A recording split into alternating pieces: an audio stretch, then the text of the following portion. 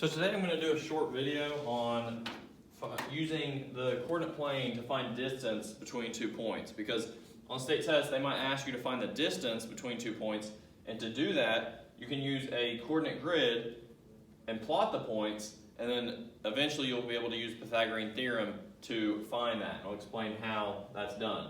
I do want to point out the difference in what distance between points is and rate of change between points is, because I see students get that confused quite a bit, because they'll be set up the same way. They'll give you 2 points and say what is the distance or what is the rate of change. They're two different things. So if they're saying what's the distance, that's when you're going to use the Pythagorean theorem to find it. If they say what's the rate of change, remember rate of change is the same as slope. So that's when you use your slope formula to find that. So let's look at a couple of examples here. First, let's find the distance between 313 and -2, 1. So first you obviously need to plot these points to find the distance between them. So 313, I go over 3, up 13, there's my first point. -2, 1 will be right here. Then once you get those plotted, you want to graph them, or connect them. You're not going through them like you would with a regular line, you're just connecting them. So that will look like that. Okay, so once they're connected, this is what's going to be your hypotenuse in your right triangle. So you need to make the right triangle from here. And the way you can do that is just see the point that these connect at or come together at in the same plane. So if you look, they come together here at 3, 1. So once you get that, then you'll just connect those lines or those points like this. I said that was free-handed, so that wasn't great. Let me go back and do it with a straight edge. Okay, so like that.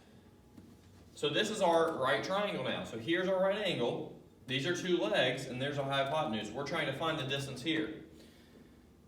And remember, to use the Pythagorean theorem, you have to know 2 sides, which here we do know 2 sides, because every box is 1 unit. So you just count the boxes. 1, 2, 3, 4, 5.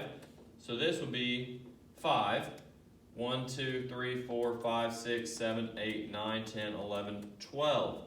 So this would have a length of 12. So we know 2 sides. Now to find the last side, we use Pythagorean theorem. So remember, Pythagorean theorem, a squared plus b squared equals c squared. Your a and b are your legs, your c is the hypotenuse. So if they tell you to find the distance between 2 points, you're most likely finding the c, the hypotenuse. So we're going to fill in the a and b that we know.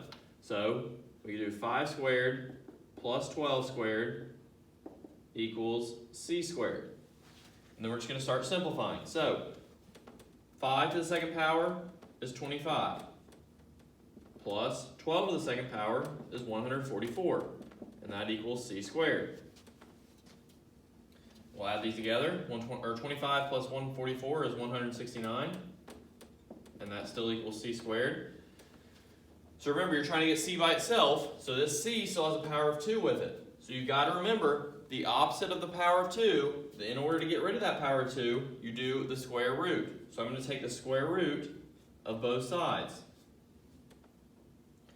Then my square root and power of 2 cancel, leave me with c, and the square root of 169 is 13. You can use your calculator to find that out, but your answer would be 13. So your missing side here is 13.